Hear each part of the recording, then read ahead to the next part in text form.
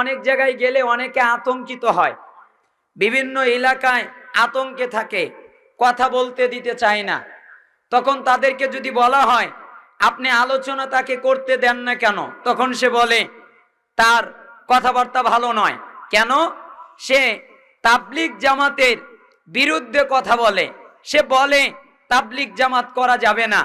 আমি অনেকদিন আগে একটা বিজ্ঞপ্তি বা একটা আলোচনা করছিলাম, কিছু প্রশ্নের মুখোমুখি হয়ে আমাকে জিজ্ঞাসা করা হলো আপনি সহিহ আকীদায় কিভাবে আসলেন, আপনি তাবলিগ জামাতে ছিলেন না, আর তাবলিগ জামাতটা বৈধ না অবৈধ? আমি কিছুই বলি নাই, খালি এভাবে কোরআন বের করেছি, বের করে সূরা মায়েদার ৬৭ নম্বর আয়াতটা তেলাওয়াত করেছি এভাবে যে আল্লাহ তাআলা বলেছেন ইয়া আইয়ুহার রাসূল, হে রাসূল